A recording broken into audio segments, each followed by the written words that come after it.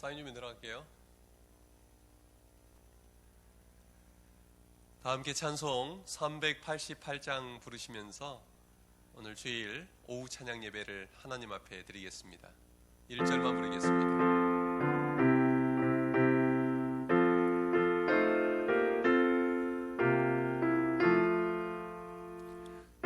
비바람이 칠 때와 물결 높이 일 때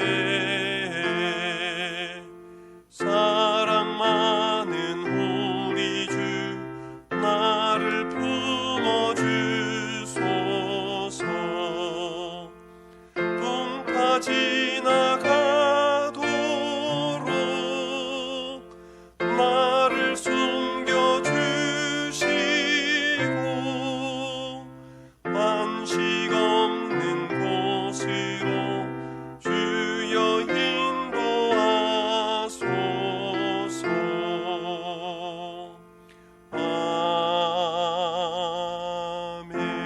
아멘. 전능하신 하나님, 예수 그리스도의 십자가 죽음에 부활의 빛을 비춰주셔서 절망 속에서 희망을 보게 하여 주심을 감사합니다. 또한 부활절을 지내면서 코로나 바이러스 확진자들이 줄게 하시고 다시 예배당에 모여서 예배할 수 있는 은혜도 주심에 감사드립니다. 앞으로도 지켜주셔서 우리 예배가 온전히 회복되게 하여 주시옵소서. 그러나 우리가 살아가는 세상을 보며 절망과 분노, 두려움에 빠질 때가 많이 있습니다. N번방 사건을 통해서 공직자의 성적 일탈을 볼 때, 잔혹한 사건들의 이면들을 볼 때, 그리고 정치인들의 행태를 볼 때 너무나 마음이 아픕니다. 우리를 불쌍히 여겨 주시옵소서. 우리 그리스도인들이 바르게 목소리를 내고 빛과 소금의 역할을 감당하게 하셔서 잘못된 모습들을 바로잡아가게 하옵소서. 더불어 우리 안에 교만과 탐욕, 질투와 이기심이 가득 차 있음을 발견합니다. 우리의 몸과 마음 역시 악한 영의 이끌림을 받을 때가 많이 있습니다. 주님께서 용서하여 주시고 우리가 세상에 휘둘리지 않게 하옵소서. 세상의 가치관에 따라 살지 않게 하시고 예수님과 함께 하나님 나라를 만들어가는 제자들의 삶을 살아가게 하옵소서. 또한 우리가 먼저 부활하신 주님의 기쁜 소식으로 충만케 하옵소서. 우리를 복음으로 성령으로 새롭게 빚어주옵소서. 우리를 부활의 증인으로 써주옵소서. 그리고 절망의 상황 속에 살아가는 이들에게 희망과 평안의 복음을 전하게 하옵소서. 그리하여 세상의 것으로는 절대 채울 수 없는 영혼의 빈자리를 부활하신 주님께서 채워 주시옵소서. 전염병으로 세계의 신음소리가 점점 커져갑니다. 우리나라도 아직 코로나 바이러스로 인해 두려움과 염려가 남아 있습니다. 생활고와 더불어 사회적 죽음인 실업으로 인해 많은 이들이 고통을 겪고 있습니다. 정부와 교회, 많은 이들이 최선을 다하여 어려움에 처한 이들을 돕고 있지만 여전히 사각지대에 놓인 이들이 많이 있습니다. 부활의 주님께서 고통을 겪는 많은 이들을 위로하여 주옵소서. 또한 우리 그리스도인들이 먼저 그들에게 다가가 그리스도의 사랑과 온기를 전하게 하옵소서. 또한 코로나 사태로 사람들의 활동이 멈추자 자연 만물이 호흡하며 생기를 회복하는 모습을 봅니다. 이 기회를 통해 우리의 잘못된 삶의 방식을 돌이키게 하시고 우리가 조금 불편하게 살더라도 하나님이 지으신 자연 만물을 회복시키는 책임을 다하게 하여 주옵소서. 이 시간 주시는 말씀을 기대하오니 말씀의 눈이 열리게 해주시고 말씀의 귀가 열리게 하여 주옵소서. 예수님의 이름으로 기도하옵나이다. 아멘.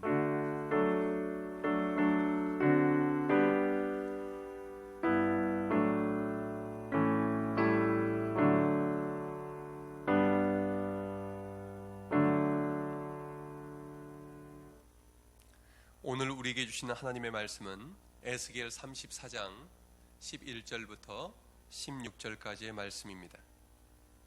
에스겔 34장 11절부터 16절까지의 말씀을 읽겠습니다. 시작. 주 여호와께서 이같이 말씀하셨느니라. 나 곧 내가 내 양을 찾고 찾되 목자가 양 가운데에 있는 날에 양이 흩어졌으면 그 때를 찾는 것 같이 내가 내 양 떼를 찾아서 흐리고 캄캄한 날에 그 흩어진 모든 곳에서 그것들을 건져낼지라.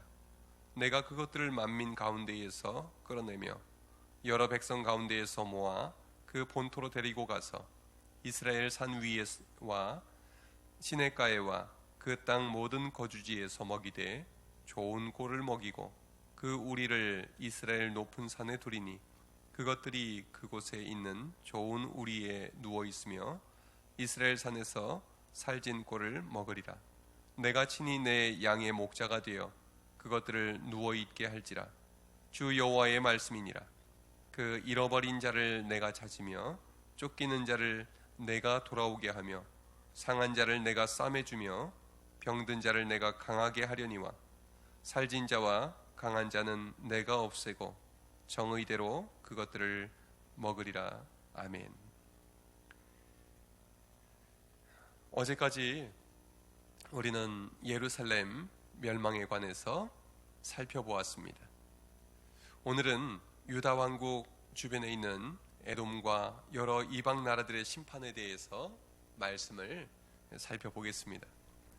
먼저 에돔 족속의 심판을 예언한 오바댜 선지자의 말씀을 보겠습니다. 오바댜서는 단 한 장으로 이루어져 있는 짧은 예언서입니다. 오바댜는 에돔의 멸망에 대해 짧고 분명하게 선포합니다. 에돔은 야곱의 형 에서의 후손들입니다. 서로 앙숙이었던 에서와 야곱은 마지막에 화해하고 관계를 회복했습니다. 에돔 족속은 유다 족속과 사촌 형제 같은 사이였지만 그들은 이후 역사적으로 앙숙 관계를 유지하게 됩니다. 이스라엘 자손이 출애굽에서 에돔 땅을 지나가려 할 때 에돔 족속에게 도움을 요청했지만 그들은 거절했습니다. 이후로도 에돔 족속은 수시로 이스라엘을 공격하고 침략했습니다. 바벨론의 느부갓네살 왕이 유다를 멸망시키러 왔을 때도 에돔은 유다를 도와주기는커녕 방관했습니다. 더 나아가 느부갓네살 왕 편에 서서 그들을 위해 싸웠고, 그리고 이스라엘 백성들을, 이 유다 백성들을 괴롭혔습니다. 유다가 패망하게 되었을 때 그들은 기뻐하며 또 만행을 저질렀습니다. 이에 대해 하나님은 분노하셨습니다. 그래서 하나님께서 에돔도 언젠가 반드시 유다처럼 패망할 것을 말씀하십니다. 하나님의 심판으로 에돔이 영원히 멸망할 것을 말씀하십니다. 유다의 선지자들은 에돔뿐만 아니라 여러 주변국들, 즉 모압, 블레셋, 두로, 시돈과 애굽, 아수로, 바벨론 등 그 당시 세계 열국이 어떤 심판을 받게 될지를 말씀하십니다. 그들이 하나님을 인정하지 않고 자국의 부와 군사력을 의지하고 우상들을 섬긴 죄악에 대해 하나님께서 심판하실 것을 말씀하셨습니다. 이 최후 심판의 내용이 에스겔 38장 39장에 나옵니다. 마곡, 메색, 두발, 그리고 고멜을 다스리는 왕 곡이 침략해 오지만 하나님께서 결국 그들을 심판하실 것을 말씀하십니다. 하나님께서 만국을 심판하시는 그날이 오면 이스라엘은 구원받게 될 것입니다.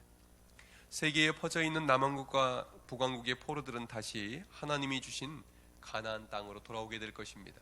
그들은 하나님께 속하게 될 것이고 여호와께서 왕으로서 다스리시게 될 것입니다. 이렇게 해서 하나님 나라가 회복될 것을 약속하십니다. 하나님을 떠난 삶은 아무리 잘 나가도 한순간에 무너지고 맙니다.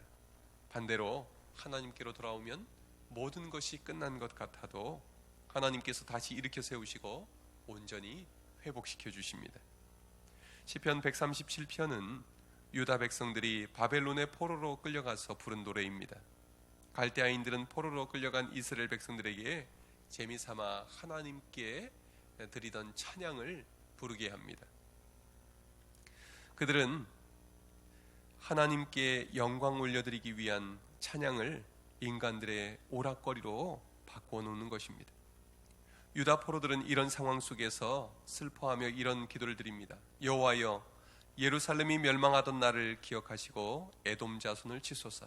그들의 말이 헐어버리라 헐어버리라, 그 기초까지 헐어버리라 하였나이다. 멸망할 딸 바벨론아, 내가 우리에게 행한 대로 내게 갚는 자가 복이 있으리로다. 여기서 바벨론과 더불어 에돔 사람들은 유다 백성들을 도와주지 않고 또 바벨론 군대의 그 예루살렘의 기초까지 다 헐어버리라고 했던 그 일 때문에 함께 심판당하게 해달라는 기도문이 나옵니다. 에돔 사람들은 원수지간이었던 이 유다가 망하기를 바랬던 것입니다. 또한 유다 포로들은 원수지간이었던 에돔 사람들이 멸망하기를 기도한 것입니다. 이것은 세상의 방식입니다. 원수지간에 용서는 없고 끊임없는 증오와 보복만이 있는 것입니다. 그러나 그렇게 해서는 이 세상을 하나님 나라로 만들어갈 수는 없습니다. 그것은 사탄이 주인 노릇하는 지옥의 삶입니다. 예수님은 어떻게 말씀하십니까? 마태복음 5장 43절부터 44절까지의 말씀입니다. 또 내 이웃을 사랑하고 내 원수를 미워하라 하였다는 것을 너희가 들었으나 나는 너희에게 이르노니 너희 원수를 사랑하며 너희를 박해하는 자를 위하여 기도하라. 눈에는 눈, 이에는 이, 받은 대로 갚아주는 것, 이것을 우리는 율법적인 신앙이라고 말합니다. 그러나 예수님은 은혜의 복음을 선포하십니다. 너희 원수를 사랑하며 너희를 박해하는 자를 위하여 기도하라. 하나님 나라의 방식은 원수를 갚는 것이 아니라 원수를 용서하고 사랑하고 그를 위해 기도해 주는 것입니다. 그래서 주님은 바울 사도를 통해서 로마서 12장 19절에서 이렇게 말씀하십니다. 내 사랑하는 자들아, 너희가 친히 원수를 갚지 말고 하나님의 진노하심에 맡기라. 기록되었을 때 원수 갚는 것이 내게 있으니 내가 갚으리라고 주께서 말씀하시니라. 내 원수가 줄이거든 먹이고 목마르거든 마시게 하라. 그리함으로 내가 숯불을 그 머리에 쌓아놓으리라. 악에게 지지 말고 선으로 악을 이기라. 여러분, 원수를 갚아주는 율법적인 신앙이 아니라 원수를 용서하고 사랑하는 은혜의 신앙인들이 되시기를 주님의 이름으로 축원합니다. 에스겔 33장에는 파수꾼의 사명에 관한 내용이 나옵니다. 하나님은 파수꾼의 사명이 무엇인지를 일깨워 주십니다. 파수꾼은 그 땅에 칼이 임할 때 나팔을 불어 백성에게 경고하는 사명을 가진 자입니다. 나팔 소리를 듣고도 피하지 않으면 피하지 않은 사람 책임입니다. 그러나 칼이 임하는 것을 보고도 나팔을 불어 경고하지 않으면 그 책임은 모두 파수꾼의 것입니다. 하나님께서 이스라엘 백성들이 저지른 악행과 그 결과 임박한 심판에 대해 알려야 할 파수꾼의 사명에 대해 에스겔 선지자에게 일깨우십니다. 에스겔 선지자는 이 사명을 감당하기 위해 온전히 순종했습니다. 그 길은 고난의 길이었습니다. 때로 위험하고 손해와 불편을 감수해야 했습니다. 심지어 아내를 잃기도 했습니다. 그러나 그는 하나님께서 주신 파수꾼의 사명을 감당하는 데 최선을 다합니다. 그러나 거짓 선지자들은 파수꾼의 사명을 감당하지 않았습니다. 사람들이 듣기 좋은 말만 하고 꼭 들어야 할 하나님의 말씀은 선포하지 않습니다. 양들을 위하지 않고 철저히 자기 유익을 위해 양들을 이용합니다. 병든 자들을 고쳐주지 않고 상한 자들을 싸매주지 않습니다. 그 결과 양들은 목자를 잃고 유리방황하며 맹수의 밥이 되고 죽어갑니다. 파수꾼이 사명을 감당하지 않았기 때문입니다. 하나님은 오늘 우리에게 파수꾼의 사명을 주셨습니다. 우리가 복음을 전했는데도 받아들이지 않는다면 그것은 그 사람 책임입니다. 그러나 우리가 복음을 전하지 않아서 그가 심판받고 지옥에 간다면 그것은 우리 책임입니다. 파수꾼의 사명을 우리가 감당하지 않았기 때문입니다. 그 책임을 하나님께서는 우리에게 물으시겠다고 말씀하시는 것입니다. 여러분, 파수꾼의 사명은 우리 힘으로 감당할 수 있는 것이 아닙니다. 오늘 낮예배 때 나눈 말씀처럼 성령님께서 우리 가운데 충만하게 임하실 때 우리는 복음의 증인이 될 수 있습니다. 성령 충만함을 받아야 복음이 깨달아지고 믿어지고 기쁘게 그리고 담대히 증거할 수 있는 것입니다. 우리 힘으로 전도하는 것이 아닙니다. 우리 말재주로 복음을 전달할 수 있는 것도 아닙니다. 성령 충만하여 베드로처럼 바울처럼 담대한 복음의 증인이 되시기를 주님의 이름으로 축원합니다. 마지막으로 이스라엘 회복에 관한 말씀을 나누겠습니다. 하나님께서는 이스라엘과 유다가 우상 숭배하다가 멸망당함으로 더럽혀진 하나님 자신의 이름을 위해서 이스라엘을 회복시키시겠다고 말씀하십니다. 34장 11절 이하의 말씀입니다. 내가 내 양을 찾아서 건져낼 것이다. 내가 만민 중에서 그들을 데리고 본토로 가서 좋은 꼴을 먹이고 좋은 우리에 가둘 것이다. 내가 친히 내 양의 목자가 되어 그것들을 누워있게 할 것이다 말씀하셨습니다. 시편 23편에 나오는 선한 목자의 모습입니다.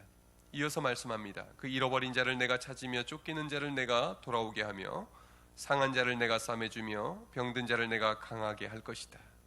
또 말씀하십니다. 내가 한 목자를 그들 위에 세워 먹이게 할 것이다. 나 여호와는 그들의 하나님이 되고 내 종 다윗은 그들 중에 왕이 되리라. 하나님은 단순히 유다 왕국의 회복이 아니라 이스라엘 나라의 온전한 회복을 약속하십니다. 그것은 단순히 포로들이 예루살렘에 돌아가 외형적으로 다윗 시대의 왕국을 회복하는 것을 말하지 않습니다. 에스겔 36장 25절 이하에서 이렇게 말씀합니다. 내가 맑은 물을 너희에게 뿌려서 모든 더러운 것과 우상 숭배에서 너희를 정결하게 할 것이다. 또 새 영을 너희 속에 두고 새 마음을 너희에게 주어서 굳은 마음을 제거하게 하고 부드러운 마음을 줄 것이다. 또 내 영을 너희 속에 두어 너희로 내 율례와 규례를 지켜 행하게 할 것이다. 하나님은 유다 포로들을 복음으로 성령으로 새롭게 하셔서 완전히 새로운 하나님의 백성으로 회복시켜 주시겠다고 약속하신 것입니다. 그리고 황폐해진 땅을 에덴 동산같이 만드시겠다고 말씀하십니다. 바로 이 회복의 약속이 에스겔 37장에 마른 뼈가 살아나는 환상으로 이어집니다. 하나님은 죽어서 마른 뼈로 뒹구는 것 같았던 유다의 포로들이 말씀과 성령으로 살아나 지극히 큰 하나님의 군대가 될 것을 말씀하십니다. 또한 남북 왕국에서 포로로 끌려갔던 자들이 고국 땅에 돌아가게 하시고 두 막대기가 서로 합하여 하나가 되는 것처럼 다시 통일된 나라를 이루게 해주시겠다고 말씀하십니다. 하나님은 다윗의 후손 중에 한 목자를 세워서 화평의 언약을 맺으시며 영원히 다스리게 하실 것입니다. 그때 하나님은 그들의 하나님이 되고 그들은 하나님이 백성이 되는 것을 모든 나라 사람들이 알게 될 것입니다. 이를 위해 다윗의 자손 중에 왕으로 세움받은 목자가 누구입니까? 하나님의 아들 예수 그리스도이십니다. 우리는 오직 예수 그리스도를 통해서만 구원받고 예수 그리스도를 통해서만 하나님 나라 백성이 될 수 있습니다. 우리의 구원자는 오직 예수 그리스도 한 분입니다. 우리의 능력도 예수 그리스도 한 분이십니다. 우리의 소망도 오직 예수 그리스도 한 분입니다. 우리 모두 예수 그리스도를 힘입어 새 사람이 되고 하나님 나라의 백성답게 살아가시기를 주님의 이름으로 축원합니다. 기도하겠습니다. 하나님 아버지, 오늘 말씀을 통해 우리의 소망이 오직 예수 그리스도 한 분뿐임을 깨닫게 하시니 감사합니다. 예수 그리스도께서 우리의 능력이 되어 주옵소서. 예수 그리스도를 통해 우리를 새롭게 변화시켜 주옵소서. 우리를 십자가의 복음, 부활의 복음으로 충만케 하시고 부활의 증인 되게 하셔서 이단들이 판치는 이 시대에 우리에게 맡겨주신 파수꾼의 사명을 잘 감당하게 하옵소서. 이 모든 말씀을 예수님의 이름으로 기도드리오며 이제는 우리 주 예수 그리스도의 은혜와 하나님 아버지의 사랑과 성령님의 교통하심이 이제 하나님께서 주신 파수꾼의 사명을 감당하며 하나님의 은혜 가운데 살아가기 원하는 우리 덕충교회 모든 식구들 위해 이 나라와 이 민족 위에 세계 열방 위에 지금부터 영원토록 함께 하옵시기를 간절히 축원하옵나이다. 아멘.